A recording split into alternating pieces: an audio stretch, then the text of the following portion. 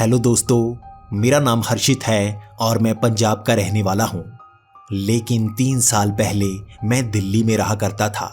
मेरी एडमिशन यहाँ के एक अच्छे कॉलेज में करवा दी गई थी, लेकिन उससे ज़्यादा परेशानी थी यहाँ पर घर ढूंढने की। मैं कुछ ही दिनों से यहाँ पर अच्छा घर ढूंढ रहा था जहाँ पर रहकर मैं पढ़ाई कर सकूँ, लेकिन मुझे कोई भी अच्छा घर या एक कमरा भी नहीं मिल पा रहा था। पुरानी दिल्ली में पहुंचते ही मुझे यहाँ पर कई ऐसे घर दिखे जहाँ पर रहा जा सकता था, लेकिन मुझे अकेले को एक कमरा नहीं मिल रहा था। मैं कमरा किसी के साथ शेयर नहीं करना चाहता था, क्योंकि अगर आपके साथ कोई बिगड़ा बच्चा आ जाए तो आप भी पढ़ नहीं पाते। मुझे पढ़ाई में हमेशा से ही अच्छा कहा जाता है और यहाँ आकर भी मैं अकेले ही एक कमरे में पढ़ना चाहता था। मेरी आदत ऐसी ही है कि मैं हमेशा से अकेला ही रहा, लेकिन अब अकेलेपन को जैसे मैं तोड़ने की कोशिश करता तो आ रहा हूँ, लेकिन दूर जा नहीं पा रहा हूँ। मेरी कोई गर्लफ्रेंड नहीं रही और एक लड़की थी जिसे मैं बहुत ज़्यादा पसंद किया करता था। वो भी मुझे पसंद करती थी, मैं ये माना करता था। मैं उसके आसपास रहता, वो पढ़ाई में अच्छी थी। पूरा साल मैं उसकी असाइनमेंट्स करता रहा, उसका काम करता रहा और कभी कभी उसके हॉस्टल का कमरा साफ भी करता। लेकिन जैसे ही 1 साल हुआ, उसके एग्ज़ाम खत्म हुए, वो तो मुझे इस तरह से भूल गई जैसे मैं उसके साथ था ही नहीं। मुझे प्यार में धोखा मिला था और उसके बाद से मैं अकेला रहना शुरू हो गया। पहले भी मैं अकेला था, लेकिन अब किसी को देख कर ही मैं उससे दूर जाने लगता हूँ। मुझे नहीं लगता कि ज़िंदगी में कभी मुझे कोई लड़की पसंद आएगी। इसीलिए अब भी मैं अकेला एक कमरा ढूंढ रहा था और आखिरकार मुझे एक ऐसा कमरा किराए पर मिल गया जहां पर एक बुजुर्ग दंपति रहता था। उनका घर का ऊपर वाला कमरा बिल्कुल खाली था, जहां पर उन्होंने मुझे रहने के लिए कह दिया था। इसी के साथ उन्होंने ये भी मान लिया था कि वो मुझे खाना देंगे। मेरे लिए ये अच्छा सौदा था। मुझे खाना बनाने की झंझट नहीं थी और ये घर जैसा माहौल था। वो बूढ़े अंकल बहुत अच्छे थे और बहुत बातें किया करते, लेकिन मैं कुछ बातें कर कर अपने कमरे में आ जाता। मुझे पढ़ने का शौक था तो मैं ज़्यादातर पढ़ता ही रहता। वो अंकल भी बहुत खुश थे कि मैं इतना पढ़ाकू हूँ और उन्हें परेशान बिल्कुल नहीं करता। 2-3 दिन तक मैं अपने कमरे में पढ़ता रहा और यहाँ पर कभी कभी मुझे घुटन सी होनी शुरू हो जाती। इसके बाद मैंने बाहर रखी वो सीढ़ी ली और इसके भी छत पर पहुँच गया। यहाँ ऊपर बहुत अच्छी हवा चल रही थी और मैं किताब लेकर एक टॉर्च लेकर पढ़ने लगा। रात को मैं इस तरह अकेला पढ़ रहा था और आसपास अंधेरा था। स्ट्रीट लाइट्स यहाँ पास की गली तक ही थी। यहाँ जो हमारा घर था वहाँ कोई स्ट्रीट लाइट नहीं थी और ये गली काफी आगे तक तो जाती। घर तो बहुत बने हुए थे, लेकिन उन घरों में कोई रहता नहीं था, जबकि सबसे पीछे वाला वो बड़ा 2 मंजिला घर देखने में बहुत अच्छा लग रहा था। वहां पर भी ताला लगा हुआ था। मुझे उन बूढ़े अंकल ने बताया था कि आसपास के घरों में कोई नहीं रहता।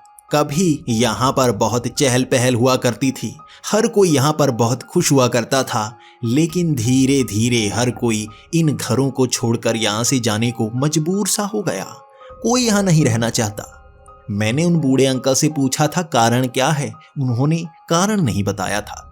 आज छत पर लेटे हुए मुझे अकेलेपन का एहसास हो रहा था। ऐसा लग रहा था मैं किसी ऐसे घर में हूं जहां आसपास और कोई रहता ही नहीं, बिल्कुल सन्नाटा सा। लेकिन उस 2 मंजिला घर में रात के 10 बजे लाइट जली।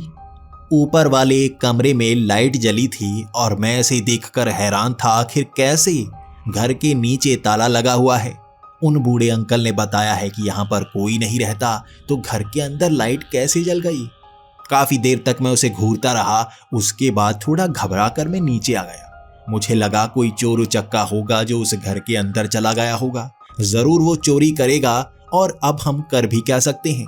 बूढ़े अंकल को मैं बताऊंगा, वो पहले से डरपोक से हैं। वो कहेंगे चुप करके अपने कमरे में चला जा। तो मैं पहले ही अपने कमरे में चला गया। आप कह सकते हैं मैं भी डरपोक ही हूँ। कुछ समय तक तो वो याद की तरह दिमाग में घूमता रहा और कब नींद आ गई मुझे पता नहीं चला। अगली सुबह उठते ही मैं उन बूढ़े अंकल से पूछना चाहता था, मुझे बताइए उस घर में है कौन। जैसे ही मैं उनके पास पहुंचा, वो जानते थे मैं कोई सवाल करना चाहता हूँ। उन्होंने कहा, सीढ़ी ऊपर लगी हुई थी, लगता है तुम छत पर सोए। तो मैंने भी हंसते हुए कह दिया, हाँ हवा अच्छी चल रही थी इसलिए मैं छत पर चढ़ा तो था, 10 बजे के करीब नीचे उतर आया। तो अंकल ने कहा, क्या हुआ, ऊपर सोए नहीं पूरी तरह? मैंने कहा, सो तो लेता लेकिन उस घर में लाइट जल रही थी, मुझे लगा कोई चोर घुस आया है। आपने बताया था उस घर में कोई नहीं रहता, तो कौन आया था जिसने लाइट जलाई है? मैंने ये शब्द कहे थे और उन बूढ़े अंकल के चेहरे पर जैसे पसीना सा आना शुरू हो गया। वो घबराते हुए बोलने लगे, कुछ नहीं, वहां कोई नहीं है।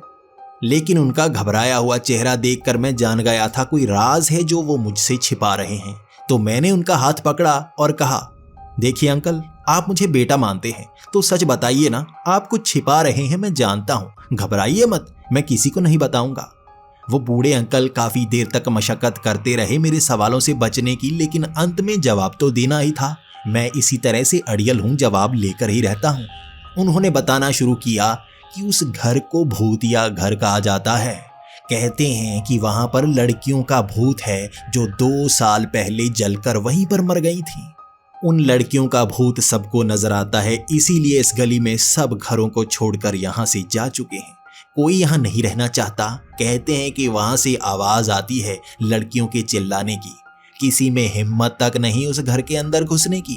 कई जरूरी और कीमती चीजें घर के अंदर पड़ी हैं, लेकिन कुछ चोरों ने कोशिश की और भागते हुए खुद पुलिस स्टेशन तक पहुंचे खुद को पकड़वाने के लिए। ये हालत है वहां की। तुम्हें क्या लगता है कोई चोर वहां घुस सकता है? ये उन लड़कियों की आत्मा है। उनका घबराया हुआ चेहरा ये बयां कर रहा था कि वो सच तो बोल रहे हैं, लेकिन मैं भूतों पर यकीन नहीं करता, इसीलिए मैंने ज्यादा सवाल नहीं किए। उनकी दिल की धड़कन बढ़ चुकी थी, इसीलिए मैं ज्यादा सवाल नहीं करना चाहता था, उन्हें डराना नहीं चाहता था। मैं अपने कमरे में तैयार होने के लिए चला गया क्योंकि मुझे अब कॉलेज जाना था। 10 बजे के करीब मैं कॉलेज के लिए निकला और शाम को 6 बज गए वापस आते हुए। मेरे दोस्त कह रहे थे चलो घूमने चलते हैं, लेकिन मैं घूमने जाना पसंद नहीं करता, इसीलिए अपने कमरे में पहुंचकर मैं किताब को पकड़कर बैठ गया था। पढ़ने का शौक तो था ही, तो मैं इसी समय पढ़ना शुरू कर चुका था। 7 बजे के करीब थोड़ा थोड़ा अंधेरा होना शुरू हो गया था। मन में अजीब अजीब विचार से आने लगे। मैं कमरे से बाहर निकला, उसी 2 मंजिला घर को ताकने लगा। उस खिड़की से रोशनी निकल रही थी, नीचे ताला लगा हुआ था, कोई अंदर नहीं था।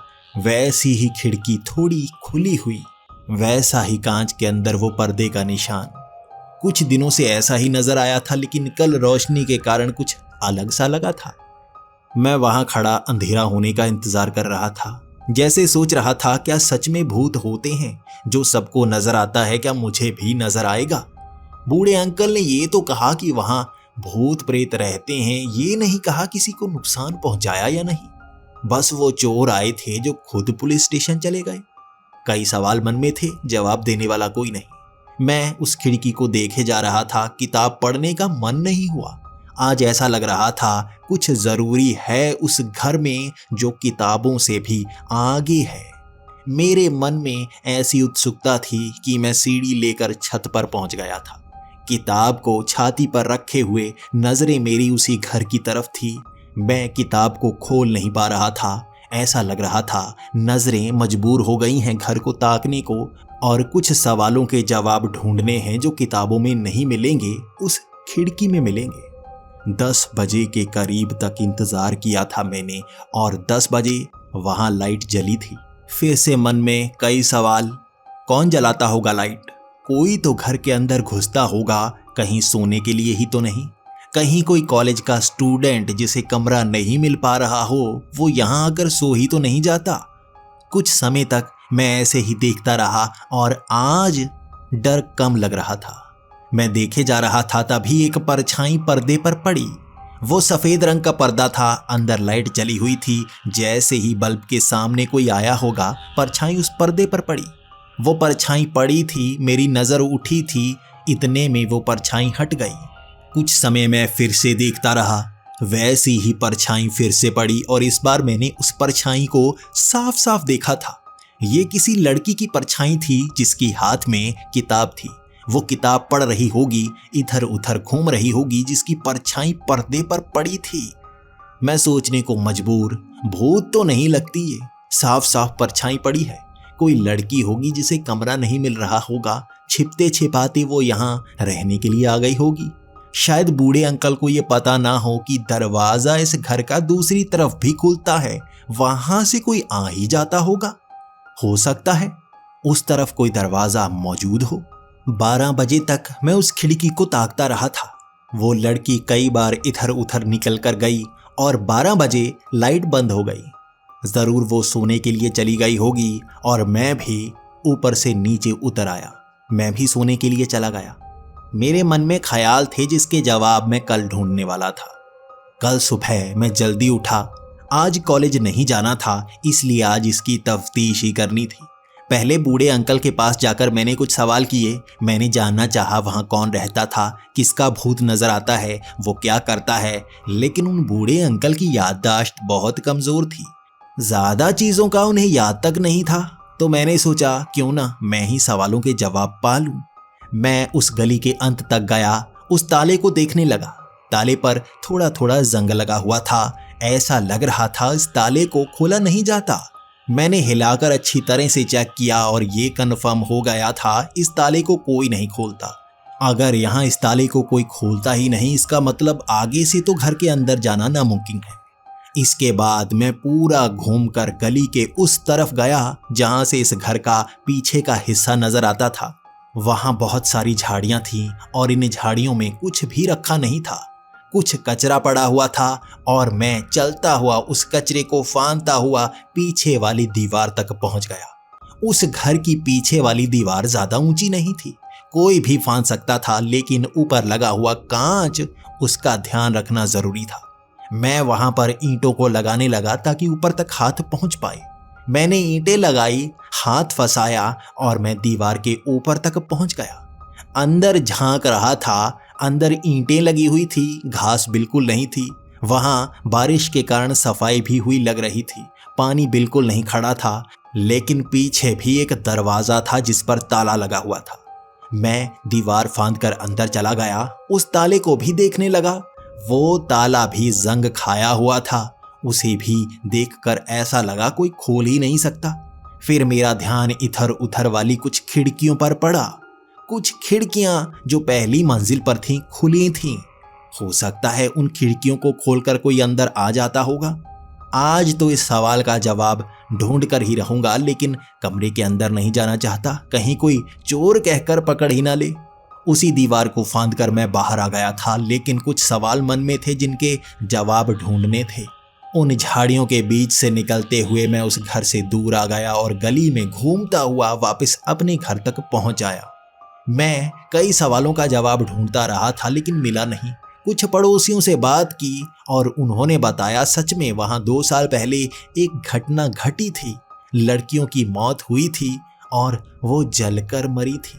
किसी ने अंदर से आग लगा दी थी और वो लड़कियां बाहर निकल नहीं पाई थी।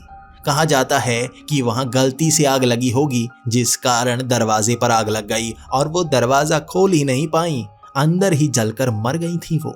मैंने पड़ोसियों से ये भी सवाल किए थे कि क्या कोई दीवारों को फांद कर घर के अंदर जा सकता है, तो उनका कहना था कोई उस मनहूस घर के अंदर जाना ही नहीं चाहता। भले ही वहां पर काम की चीजें हैं, लेकिन कई बार उस घर को खोलकर जब चेक करने के लिए या सफाई के लिए लोग अंदर गए, डर कर भाग निकले। चोर की हिम्मत नहीं होती उस घर के अंदर जाने की, कोई वहां नहीं जा सकता। कहते हैं कि वहां भूत रहते हैं, उन लड़कियों की आत्मा नजर आती है। मुझे यहां से भी वही सुनने को मिला था और मन में उत्सुकता बढ़ती जा रही थी।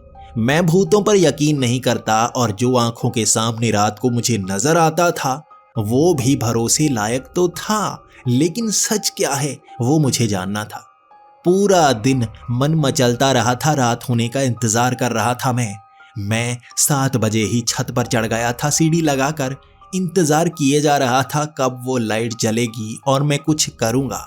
आज प्लान बनाया था मैं उस दीवार पर चलता हुआ कुछ घरों के ऊपर से निकलता हुआ उस 2 मंजिला मकान के पास पहुंच जाऊंगा।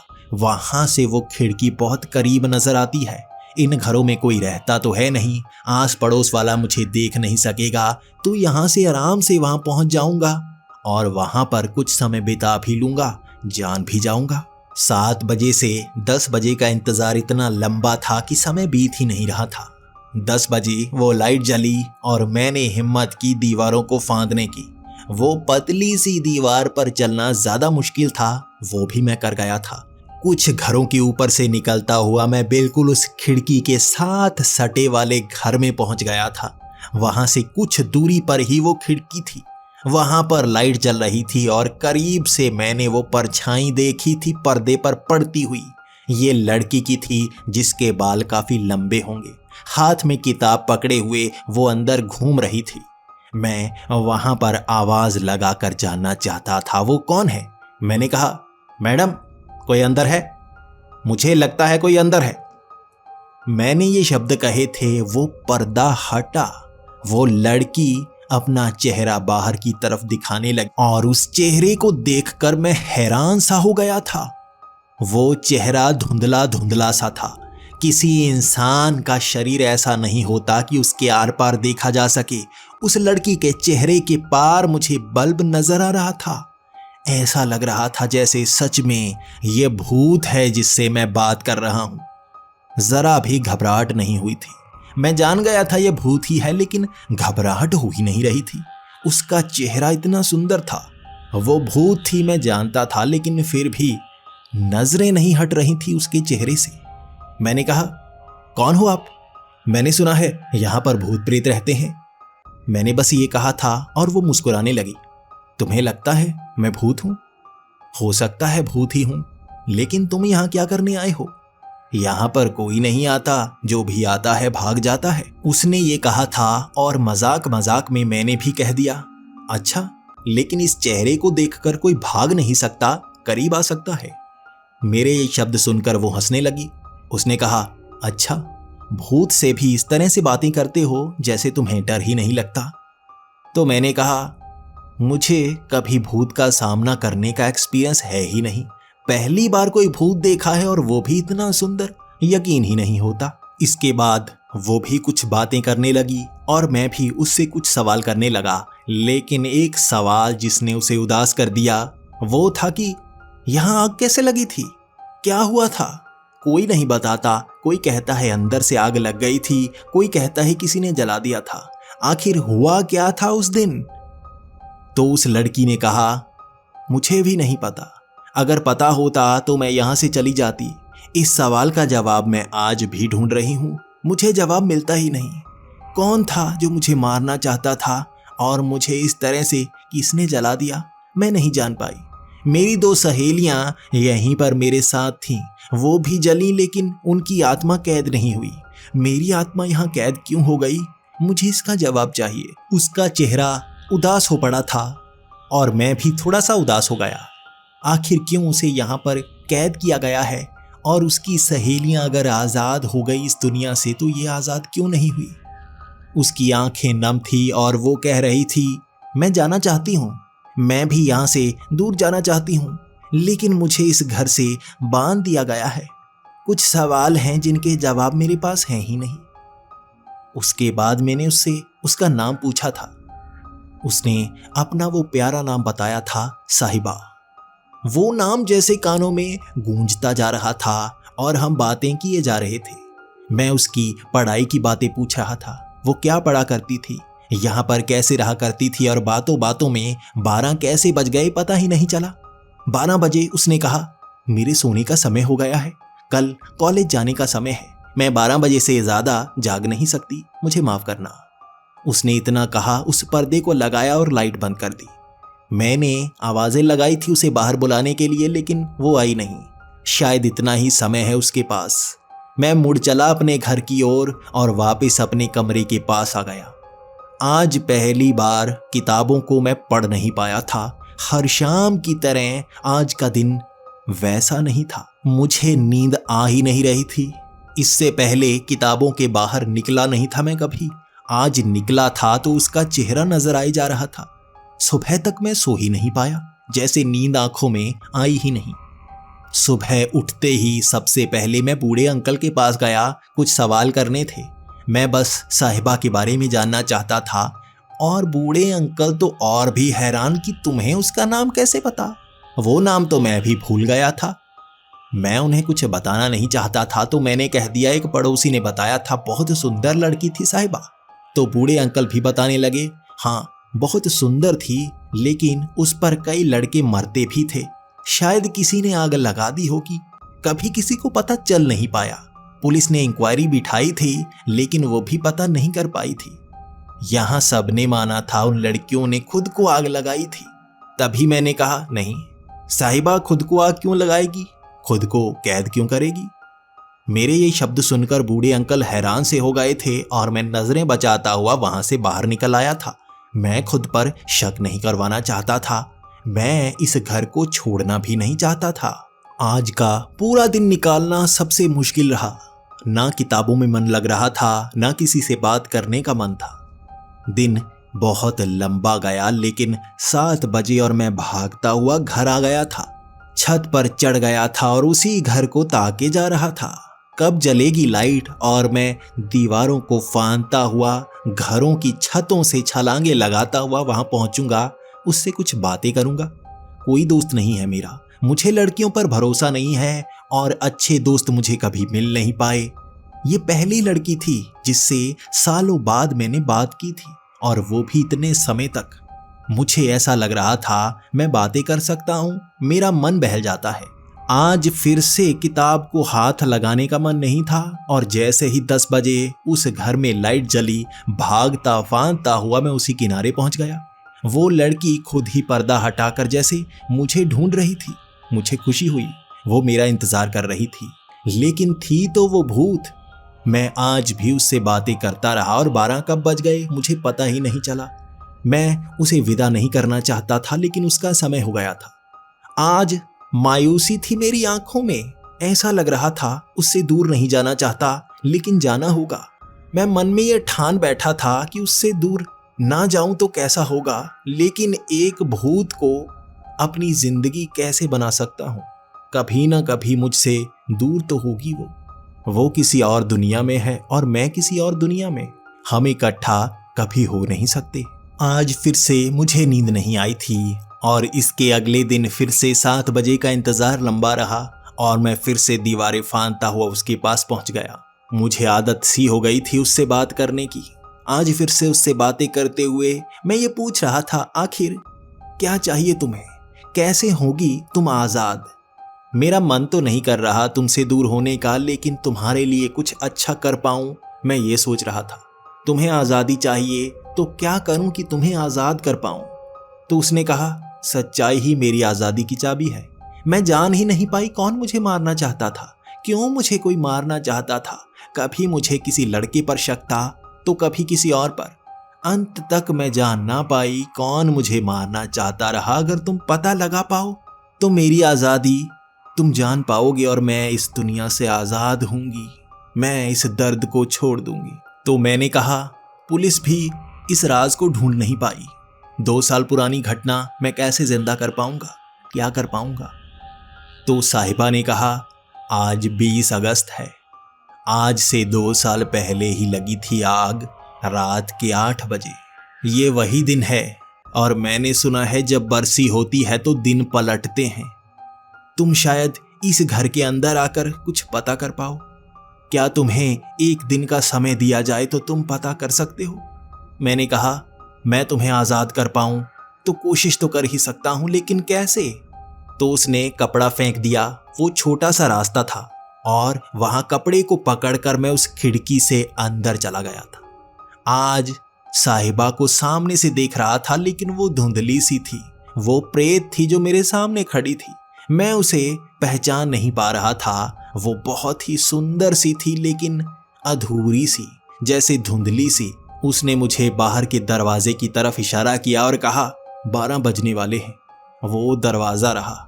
उसके पार जाकर अगर सच्चाई ढूंढ पाओ तो मेरे लिए सच्चाई ढूंढ लाना, शायद मुझे आज़ादी मिल जाए। मैं नहीं जानता था मैं क्या करूं, लेकिन डर नहीं लग रहा था। ऐसा लग रहा था जैसे वो मुझे मार भी दे तो खुशी ही होगी। उसकी आज़ादी के लिए अगर कुछ हो पाए तो मैं करना चाहता था। वो मुझे धोखा नहीं देगी उस लड़की की तरह।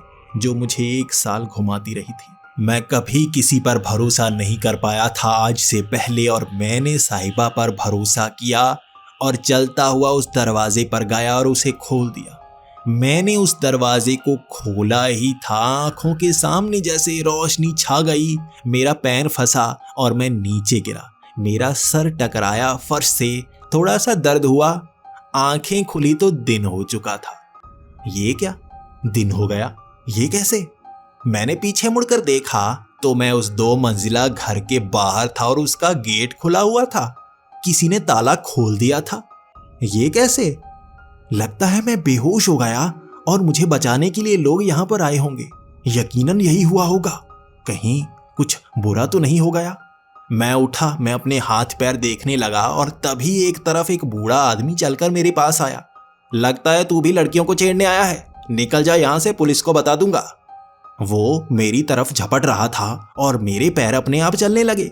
मैं भागता हुआ अपने घर के अंदर जाना चाहता था और बूढ़े अंकल को बताना चाहता था कि क्या हुआ मेरे साथ। लेकिन मैं जैसे ही बूढ़े अंकल के सामने गया, वो हैरानीजनक तरीके से मेरी तरफ देख रहे थे। हाँ बच्चे, क्या चाहिए? मैंने कहा, अंकल, मैं वहां पर कल रात गया था और वो भूत मुझे नजर आया था। मैंने बस ये कहा। वो बूढ़े अंकल हंसने लगे। भूत नजर आया था? बच्चे, इस उम्र में भूत नहीं लड़कियां नजर आती हैं, और तेरी लड़कियां ताड़ने की उम्र है, तू भूत ताड़ रहा है। वो जैसे हंसी में बात उड़ा रहे थे और मुझे समझ में नहीं आ रहा था वो क्या कह रहे हैं। उसके बाद मैं सीढ़ियां चढ़कर ऊपर जाने लगा तो बूढ़े अंकल ने कहा, बच्चे किधर जा रहा है? लगता है तू ज्यादा ही करीब आ रहा है, निकल जा यहां से। मैंने कहा, क्यों? यहां से निकलूं क्यों? मैं तो ऊपर अपने कमरे में जा रहा हूं। तो बूढ़े अंकल ने कहा, अच्छा, किराए पर लिया है नहीं घर को, किराया दिया नहीं और ऊपर जा रहा है? तो मैंने कहा, लिया तो है, इतने दिनों से घर में रह रहा हूं। तो वो बूढ़े अंकल गुस्से में आ गए और मुझे धकेलकर घर के बाहर निकालकर गेट लगा दिया। मैं हैरान और परेशान, यहां हो क्या रहा है? सब लोग अनजानों की तरह व्यवहार क्यों कर रहे हैं? तभी सामने पड़ी वो अखबार, जिसे अखबार वाला फेंक कर गया था मेरी आंखों के सामने। मैंने उठाई। उस पर 2 साल पुरानी 20 अगस्त की तारीख थी।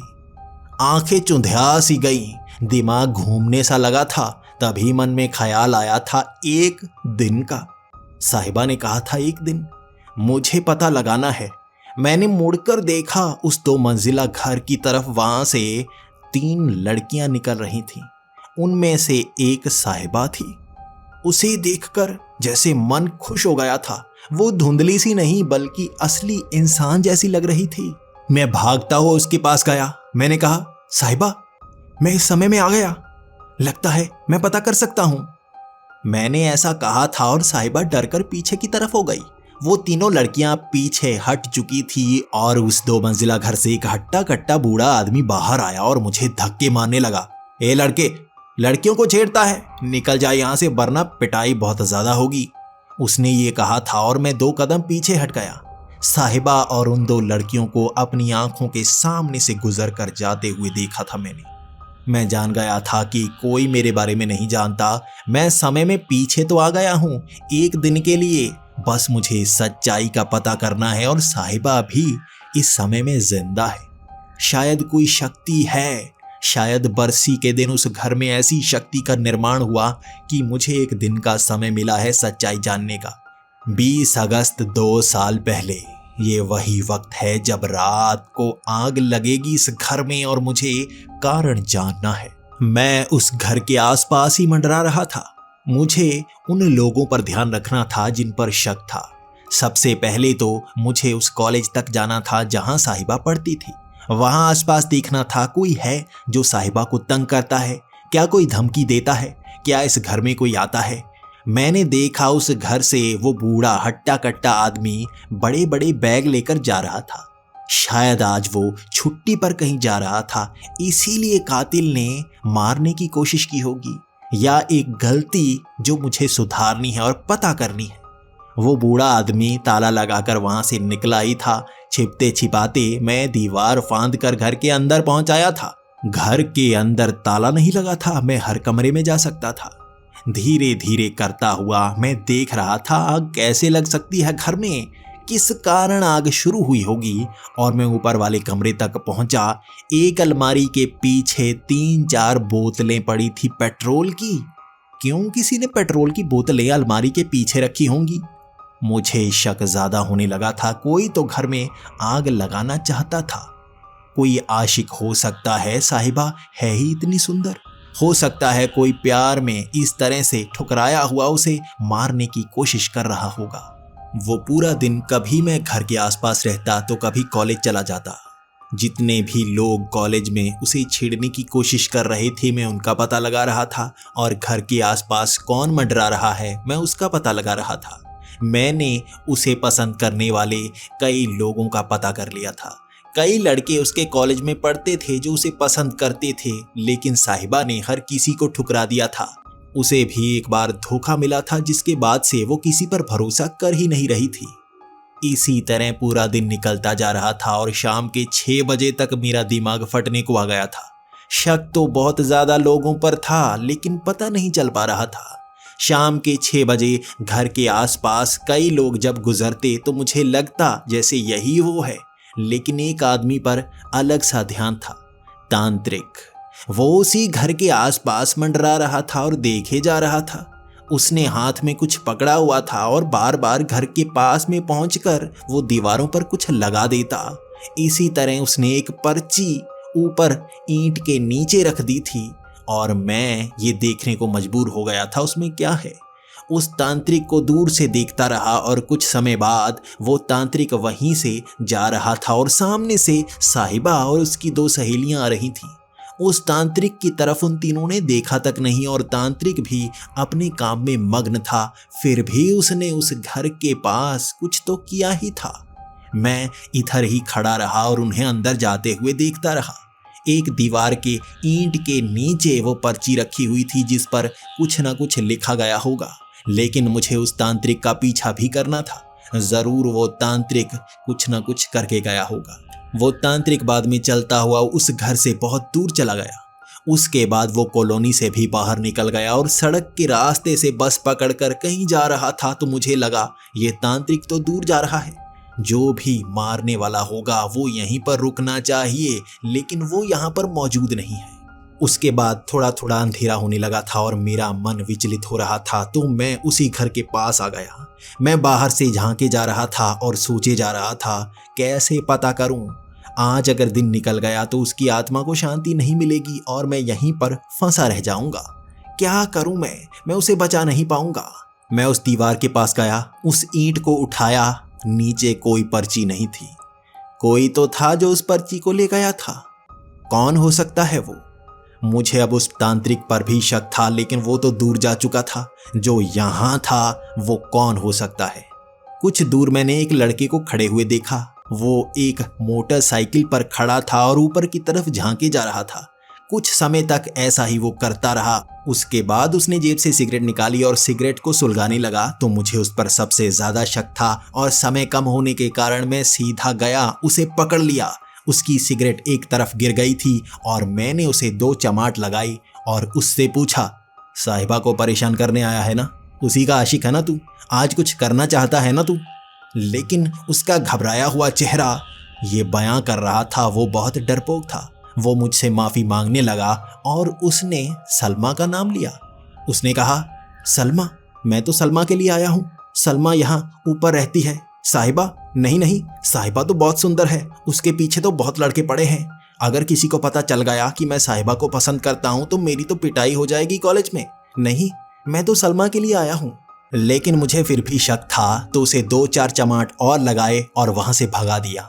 वो इस तरह से डर कर भागा था, मुझे यकीन हो गया था वो वापस नहीं आने वाला। क्या उसने ही उस ईंट के नीचे से पर्ची उठाई थी या वो कोई और था? जैसे ही अंधेरा घिर चला था मैं जान गया था समय कम है। कौन है यहाँ पर जो आग लगा सकता है? क्या ये गलती से अपने आप लगी आग हो सकती है? मुझसे रहा नहीं जा रहा था। मैंने घर की बेल बजानी शुरू कर दी। साहिबा ही बाहर निकली थी। जैसे ही साहिबा बाहर निकली मैंने उससे कहा, साहिबा घर में आग लगने वाली है, तुम ऐसा करो घर से बाहर निकलो, घर में रहना खतरनाक है। लेकिन वो मेरी बात नहीं मान रही थी और बहुत ज़्यादा डरी हुई थी। मैं उसे डराना नहीं चाहता था, लेकिन वो घबराने लगी और चीखने लगी। पड़ोसी वहां पर आ रहे थे और मैं जान गया था वो मुझे पकड़कर यहाँ से दूर ले जाएंगे और मैं साहिबा को बचा नहीं पाऊंगा। भीड़ होने से पहले मैं बचता बचाता उसी बूढ़े अंकल के छत पर पहुंच गया किसी तरह से। उन्हें पता तक नहीं चला। यहाँ से रास्ता मुझे पता था, लेकिन वो घर जहाँ पर कोई नहीं रहता था, जिसे फांद फांद कर आसानी से मैं उस 2 मंजिला मकान तक पहुँच जाता, समय में पीछे हूँ मैं, वहाँ पर अब कोई रहता है। छत पर आवाज़ आएगी और हर कोई ऊपर चढ़ाएगा। आशिक समझकर पिटाई बहुत होगी मेरी, लेकिन उससे बुरा मुझे ये होगा कि साहिबा आज़ाद नहीं हो पाएगी। छत पर सिमटा हुआ समय का इंतज़ार करता रहा। वो समय बहुत ज़्यादा नज़दीक था और मैं नीचे भी झांकता, कौन है जो यहाँ आग लगाकर चला जाएगा, लेकिन कोई भी आसपास नहीं था। मैं देखता रह गया और उस खिड़की से रोशनी निकली जो पीले रंग की थी। ये आग की रोशनी थी और मैं खुद को रोक नहीं पाया। भागता हुआ दीवारों को फांदता हुआ मैं उन घरों के ऊपर से उछलता हुआ जा रहा था। हाथ में मेरे रस्सी थी जिसके सहारे मैं उस घर में घुसने वाला था। मैं उस अंतिम घर तक पहुंचा जहां से खिड़की बहुत पास थी। वहां आग बढ़ती जा रही थी और अंदर से बहस की आवाजें आ रही थी। मैंने उस रस्सी को डाला, उस खिड़की के सहारे में अंदर चला गया और अंदर एक तरफ आग लगी हुई थी और बोतलें नीचे पड़ी थी जिनके ढक्कन अभी खुले नहीं थे। दरवाजे पर थोड़ी सी आग लगी हुई थी जिसे तोड़कर बाहर जाया जा सकता था और मैं जैसे ही अंदर पहुंचा था वो लड़कियां घबरा सी गई थी। ऐसे डरी थी जैसे मैं उन्हें मारने आया हूं। वो एक तरफ सिमट गई थी। लेकिन तभी मैंने कहा, साहिबा, मैंने कहा था यहाँ आग लगेगी। मैं तुम्हें बाहर निकालने आया हूँ। मुझ पर यकीन करो, मुझ पर यकीन करो। बाहर चलना होगा हमें। मैं उस दरवाजे को कंधा मारकर खोलने की कोशिश कर रहा था, लेकिन वो इस तरह से बंद था जैसे खुल ही ना रहा हो। उसके बाद मैंने साहिबा को कहा, हमें उसी रास्ते से बाहर निकलना होगा जहाँ से मैं आया हूँ। खिड़की से बाहर निकलो, इससे पहले आग बढ़ जाए। अगर आग बढ़ गई तो बाहर नहीं निकल होगा, अंदर ही तुम मर जाओगी। चलो मेरे साथ। मैं पता नहीं लगा पाया ये आग कैसे लगी है, क्या किसी ने लगाई है या कुछ और है। लेकिन उसके बाद साहिबा जैसे मुझ पर यकीन कर रही थी। मेरी वो उदास सी आंखें और मैं उसकी तरफ इस तरह से देख रहा था जैसे उसे बरसों से पहचानता हूँ। वो मेरी नज़रें पहचान गई थी और मुझ पर भरोसा कर बैठी थी। मैंने उस रस्सी के सहारे उसे बाहर निकलने के लिए कहा, लेकिन सलमा ने उसकी बाजू पकड़ ली थी। मैं नहीं जानता था सलमा ऐसा क्यों कर रही थी, लेकिन साहिबा उससे बाजू छुड़ा रही थी और कह रही थी, मुझे बाहर जाने दो, तुम बाहर उसी रास्ते से जाओ, मैं यहाँ से जाना चाहती हूँ।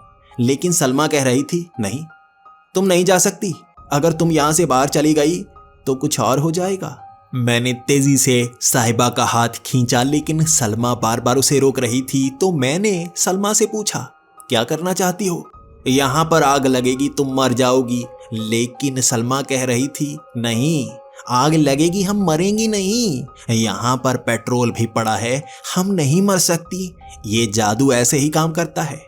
वो तांत्रिक मेरे पिता हैं जो नीचे थे। मैंने देखा था तुम उनकी तरफ किस तरह से देख रहे थे। उन्होंने मुझे वो मंत्र बताया है जिससे इसकी सारी नूर की शक्ति मुझ में आ जाएगी। वो सब लड़के जो इसे पसंद करते हैं वो मुझे पसंद करने लग जाएंगे। मैं भी इसकी तरह सुंदर बन जाऊंगी। इसीलिए ये जादू किया है।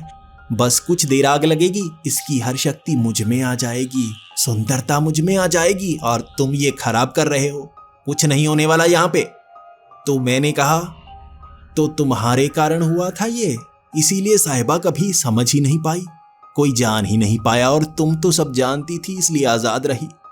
मैंने सलमा को धक्का दिया था और उसके बाद साहिबा को उसी रस्सी के सहारे साथ वाले उस छत पर पहुंचा दिया था। लेकिन आग इतनी तेजी से बढ़ रही थी, मैं उन लड़कियों को छोड़ नहीं सकता था। मुझे साहिबा को आज़ाद करवाना था। मुझे पता था ये सब भ्रम है, बस उस दिन की एक याद है जो मुझे नजर आ रही है। लेकिन मेरा मन कहाँ मान रहा था। उन्हें भी बचाने के लिए मैं वापस आग में कूद पड़ा था। पहले उस लड़की को बचाया, लेकिन सलमा अब रो रही थी। फिर भी मैं उसे खींचता हुआ उस रस्सी के सहारे वहां ले आया था और उसे कहा, सुंदर ही तो हो, और कितना बनना है, प्यार करने वाला बस एक ही तो चाहिए, तुम्हें कितने चाहिए? उसने भी हाथ में पकड़ी वो तांत्रिक की पर्ची उसी आग में फेंक दी थी और आग इतनी तेजी से बढ़ी, शायद उन बोतलों को आग लग गई थी जिनमें पेट्रोल था और आग बहुत तेजी से बढ़ी। इसी कारण इनके बचने के कोई चांस ही नहीं थे। ये छत से कूद तक नहीं पाई, वो आग फैली ही इतनी तेज होगी। लेकिन अब इन्हें मैं इस छत पर ले आया था और मैं जान भी गया था कि कातिल था कौन या गलती करने वाला कौन था। हर राज मेरी आंखों के सामने सच्चाई बनकर छा गया था और तभी आंखों के सामने वो अंधेरा सा छा गया। सर में दर्द सा होने लगा और मेरा पैर फिसला छत से ही। मैं उसी छत से नीचे जा गिरा, लेकिन आंख खुली तो मैं सड़क पर पड़ा था और उस घर के नीचे नहीं बल्कि अपने उसी घर के आगे पड़ा हुआ था। छोटा सा कंकड़ मेरे सर पर टकरा गया था जिस कारण दर्द हो रहा था। मैंने अपनी आंखें ऊपर की, सामने वो बूढ़े अंकल खड़े थे और कह रहे थे, बच्चे तेरा हाल बुरा है, ऊपर चला जा, पढ़ाई कर ले। तुझे कब से कह रहा हूँ, तू झांकता रहता है उस मकान की तरफ, वहां पर तुझे लड़कियां दिखती हैं। मैं मुस्कुरा सा रहा था। मेरे सामने अखबार पड़ी थी और मैंने उस अखबार को उठाया। ये बिल्कुल सही तारीख थी, 21 अगस्त। वो रात निकल गई थी और सच्चाई में जान गया था। उसी घर की तरफ नजर थी जहां से साहिबा शायद आजाद हो गई होगी। मन को तसल्ली थी, लेकिन फिर भी मैं उदास सा। उससे दूर होने का गम था। वो खूबसूरत चेहरा शायद अब मुझे कभी देखने को नहीं मिलेगा। मैंने उसे आजाद कर दिया था। वो सच जो जानना चाहती थी वो उसे पता लग गया होगा। वो बूढ़े अंकल मेरी तरफ अजीब तरह से देखे जा रहे थे, जैसे कोई पागल को देख रहे हों। मैं उठा और उनसे कहने लगा, देखो, उस घर का भूत मैंने भगा दिया है, अब कभी वहां किसी को भूत नजर नहीं आएगा। लेकिन बूढ़े अंकल ने ऐसी चमाट लगाई मुझे और पीछे की तरफ गिरा दिया। तू पहले से पागल लगता था, आज ज्यादा पागल हो गया है। कौन सा भूत, कैसा भूत? भाई साहब ऊपर जाओ और पढ़ाई करो। तो मैं भी उठ खड़ा हुआ। उस घर में वो लड़कियों का भूत। मैंने आपको इतनी बार कहा वहां लाइट नजर आती है, आप कहते थे वहां पर भूत है। उसी भूत को आजाद कर दिया मैंने, दोबारा वहां पर कोई नजर नहीं आएगा।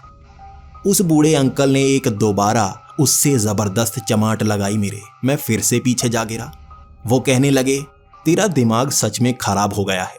किसको भूत कहता रहता है भाई? वो 3 लड़कियां अब भी वहीं रहती हैं, तू किसे भूत बनाए फिरता है? ये शब्द मुझे हैरान करने के लिए काफी थे। उसके बाद वो बूढ़े अंकल अंदर चले गए, लेकिन मैं वहीं पर लेटा हुआ था जैसे पूरी दुनिया घूम गई हो मेरी। तभी मेरी नजर उस मकान के नीचे लगे उस ताले पर पड़ी जो वहां मौजूद ही नहीं था। उस घर का रंग भी साफ लग रहा था। अंदर एक पौधा लगा हुआ था जो पहले मौजूद ही नहीं था, आज इतना बड़ा अचानक से कैसे हो गया? वो गेट खुला था। साहिबा अपनी 2 सहेलियों के साथ बाहर निकली। मैं आंखें मलता रहा, आखिर ये हो क्या रहा है? दोबारा से उस अखबार को उठाकर मैंने पढ़ा था, तारीख सही थी, लेकिन साहिबा यहां पर कैसे आ सकती है? वो मर चुकी है। मैंने उस राज को सामने ला दिया था, लेकिन वो आजाद होनी चाहिए, वो जिंदा कैसे है? मैं नीचे गिरा हुआ ही उसे देखे जा रहा था और वो 2 सहेलियों के साथ साहिबा मेरे करीब पहुंची तो वो 2 सहेलियां उसे कंधा मारकर आगे निकल गईं। लेकिन साहिबा ने मुझे हाथ दिया और उठने को कहा। मैं खड़ा हो गया था और यकीन नहीं कर पा रहा था वो जिंदा कैसे हो सकती है। क्या मैंने उसे उस आग से बचाकर आजाद ही नहीं किया, बल्कि इतिहास ही बदल दिया था? मैं ये सब सोच ही रहा था, तभी साहिबा ने कहा, तुम यहां पर दोबारा? मैंने कहा, मैं यहां पर किराए पर आया हूं, मैं अपनी पढ़ाई पूरी करने आया हूं। तो साहिबा हंसने लगी। अच्छा है, तुम तो करीब ही आ गए, पिछली बार कुछ बताया भी नहीं, कहां चले गए थे? मैंने कहा, मैं बस ऐसा लग रहा है जैसे कल की ही बात हो, बस आ गया मैं वापस। बस इतने शब्द कहे थे। वो मुस्कुराती हुई आगे निकल गई। कई बार पलट कर देखा था उसने मुझे और मैं जैसे खड़ा खड़ा सन्न हो चुका था। मैं अपने कमरे में गया था और सच बताऊं, किताबें पढ़ने का मन ही नहीं था। पता नहीं क्यों आसमान को देखे जा रहा था, दीवारों को देखे जा रहा था और उस 2 मंजिला मकान को देखे जा रहा था। मैं जान गया था इतिहास बदल गया है और मुझे शायद जिंदगी जीने का दूसरा मौका मिला है, जैसा साहिबा को मिला है। क्या सच में वो मुझे भी पसंद करती है? क्या वो जानती है कैसे उसे भूत से दोबारा जिंदा कर दिया है मैंने? क्या इस सच्चाई को वो कभी जान भी पाएगी, या मेरे मन में ये सच्चाई दबी रहेगी लेकिन उसे भुला ना पाऊंगा? हो सकता है उसे पा ही लूं।